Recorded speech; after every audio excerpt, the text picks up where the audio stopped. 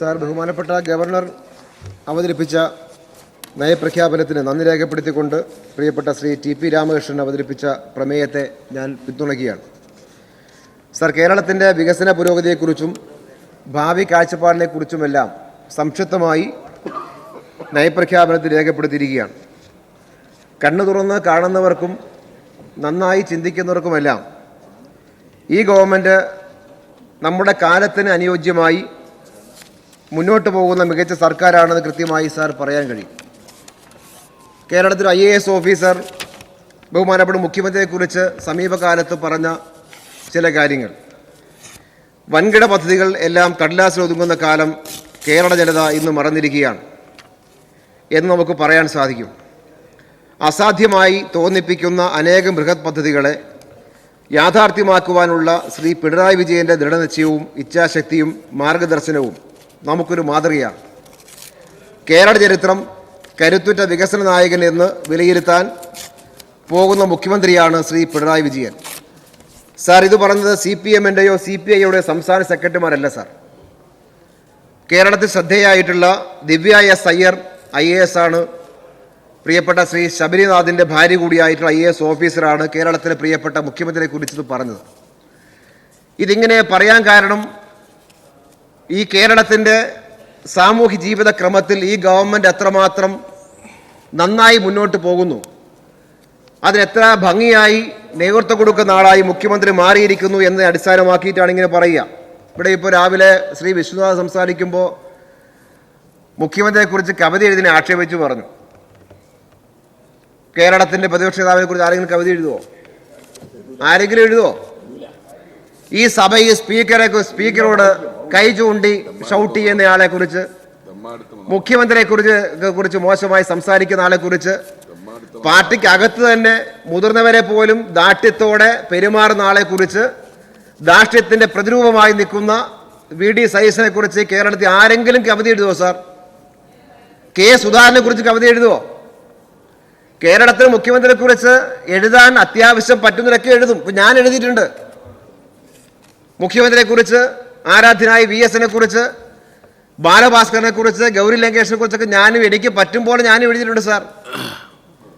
കേരളത്തിലെ മുഖ്യമന്ത്രി പ്രളയത്തിൻ്റെ ഒരു സന്ദർഭത്തിൽ ഒരു വലിയ മലയെ പോലെ ആ പ്രളയത്തിൽ നിന്ന് കേരളത്തെ രക്ഷപ്പെടുത്താൻ വേണ്ടി ഇങ്ങനെ കവചം പോലെ നിലകൊണ്ട സമയത്ത് ആരും എഴുതി പോവില്ലേ കേരളത്തിൻ്റെ കരുത്തരായ മുഖ്യമന്ത്രിയെ കുറിച്ച്?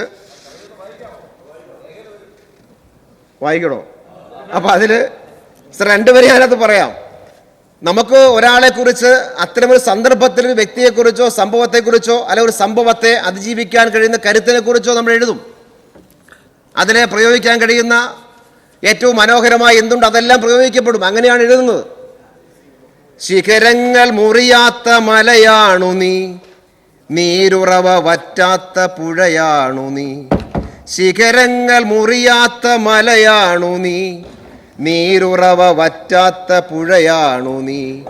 തളരും മനുഷ്യന്റെ കരളിൻ്റെ ഉള്ളിലെ അണയാതെ തെളിയും വിളക്കാണു നീ. സാർ, കേരളത്തിലെ തടർന്നു പോകുന്ന മനുഷ്യന്റെ മനസ്സിലെ അണഞ്ഞു പോകാത്ത വിളക്കായി ഈ കേരളത്തിലെ പ്രിയപ്പെട്ട മുഖ്യമന്ത്രിയെ ഒരുപാട് സന്ദർഭങ്ങളിൽ കേരളം കണ്ടിട്ടുണ്ട്. അത് ഈ കേരളത്തിലാകെ കണ്ടിട്ടുണ്ട്. ശ്രീ രാഹുൽ മാങ്കൂട്ടത്തിൽ പുതുതായി ഇപ്പോൾ ഞങ്ങൾക്ക് ശേഷം വന്നയാളാണല്ലോ. താങ്കൾ ഒരു അഭ്യർത്ഥന മാത്രമേ എനിക്ക് പറയാനുള്ളൂ.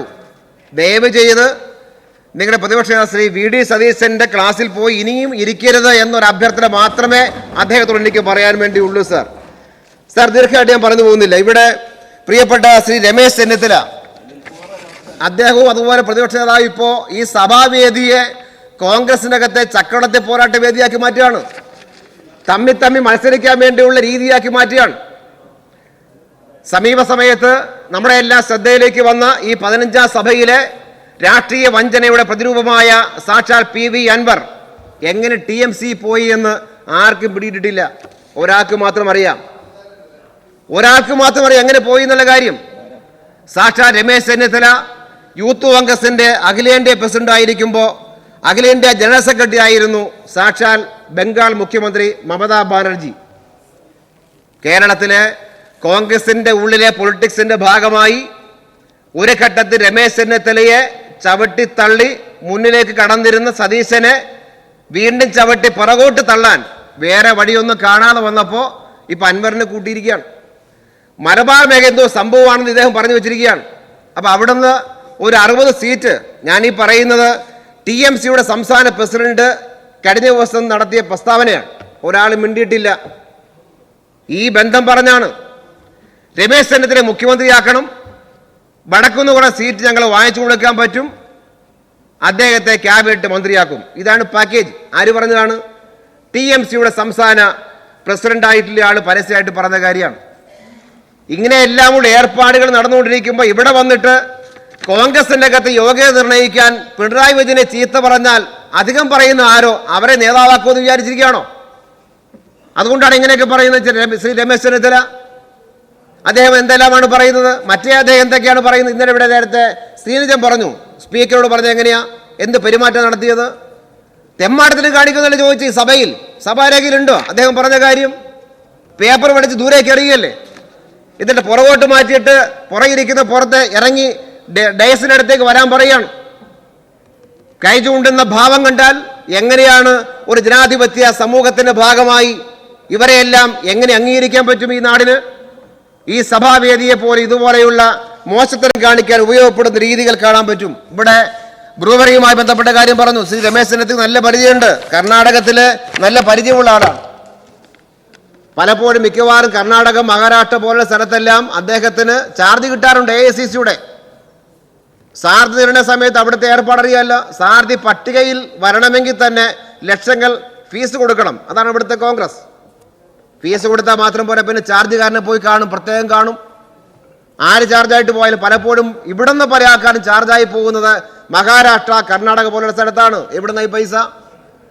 അവിടെയെല്ലാമുള്ള ഈ പറയപ്പെട്ട മദ്യവ്യവസായവുമായി ബന്ധപ്പെടുന്ന വ്യവസായികൾ, അവരുമായി കോൺഗ്രസ് പാർട്ടിക്കുള്ള അഭേദ്യമായ ബന്ധം, ആ ബന്ധം വളർന്നു വന്ന കേരളത്തിലേക്കുള്ള ഈ കടന്നു വരുന്ന ബന്ധം ഏതെല്ലാം തരത്തിലുള്ളതാണ്? ആലോചിച്ച് നോക്കിയാൽ മതി. അത് നിങ്ങൾ ആലോചിച്ച് നോക്കിയാൽ മതി ഏതെല്ലാം തരത്തിലെ ബന്ധമാണെന്നുള്ള കാര്യം. അതുകൊണ്ട് കോൺഗ്രസിന്റെ അകത്ത് പഴയ സന്ദർഭത്തിൽ തലേ ദിവസം ചെന്നിത്തലയ്ക്കൊപ്പം ഉണ്ടായിരുന്ന ഭൂരിപക്ഷം ഉണ്ടായിരുന്ന MLA-മാർ കുറച്ചാളുകൾ ഒരു രാത്രി വെളുത്ത് വന്നപ്പോൾ പിറ്റേ ദിവസം നേരം വെളുത്തപ്പോൾ അവിടുന്ന് ചാടി ഇപ്പുറത്തെ ചാടി പോയിട്ട് പ്രതിപക്ഷ നേതാവിനെ മാറ്റിയെടുത്ത ഒരു സ്ഥിതിയുണ്ട്.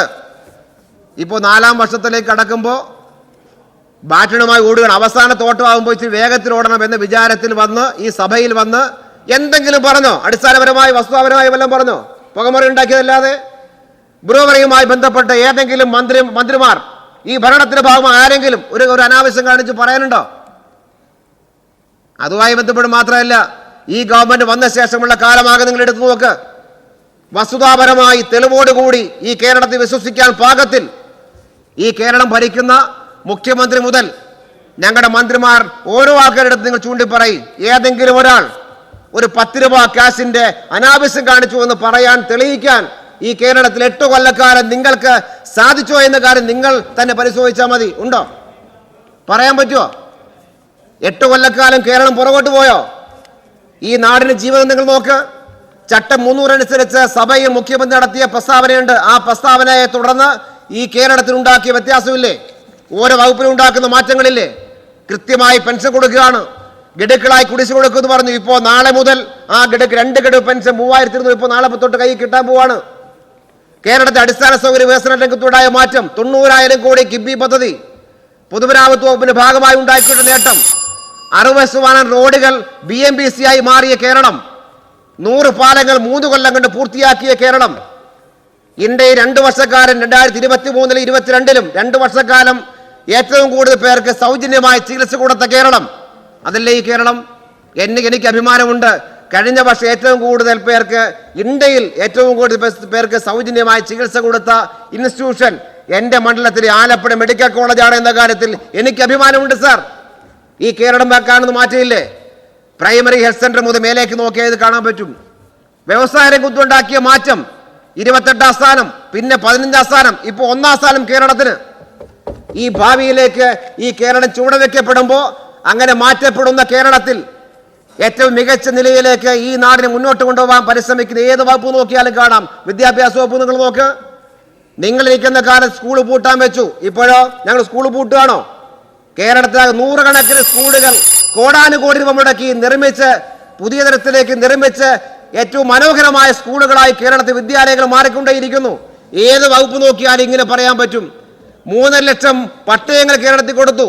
എല്ലാവർക്കും ഭൂമി, എല്ലാ ഭൂമിക്കും രേഖ, എല്ലാവർക്കും വീട്. 5 ലക്ഷം പേർക്ക് വീട് ഈ വർഷം കൂടി പൂർത്തിയാകുമ്പോൾ 5 ലക്ഷം വീടാകും. ഇല്ലേ? കേരള ചരിത്രത്തിൽ ആദ്യം ഇത്രയും പേർക്ക് പട്ടയം കൊടുത്ത് ഗവൺമെന്റ് വേറെയുണ്ടോ? ഇത്രയും പേർക്ക് വീട് കൊടുത്ത് ഗവൺമെന്റ് വേറെയുണ്ടോ? ഇത്രയും പേർക്ക് പെൻഷൻ കൊടുത്ത് ഗവൺമെന്റ് വേറെയുണ്ടോ? ഇത്രയും റോഡ് പണിത ഗവൺമെന്റ് വേറെയുണ്ടോ? ഇത്രയും പാലം പണിത ഗവൺമെന്റ് വേറെയുണ്ടോ? ഞങ്ങൾ എവിടെയാണ് ഈ കേരളത്തെ പുറകോട്ട് കൊണ്ടുപോയോ? ആ നയപ്രഖ്യാപനം നോക്കിയാൽ കൃത്യമായി നമുക്ക് മനസ്സിലാവും. ഈ കേരളം കടന്നു വന്ന മുന്നോട്ടുള്ള വഴിയും ഭാവിയിലേക്കുള്ള യാത്രയും കൃത്യമായി രേഖപ്പെടുത്തപ്പെടുന്ന നയപ്രഖ്യാപനത്തെയും നന്ദി പ്രമേയത്തെയും ഒരിക്കൽ കൂടി പിന്തുണച്ചുകൊണ്ട് ഞാൻ എൻ്റെ വാക്കുകൾ അവസാനിപ്പിക്കുന്നു. നന്ദി, നമസ്കാരം.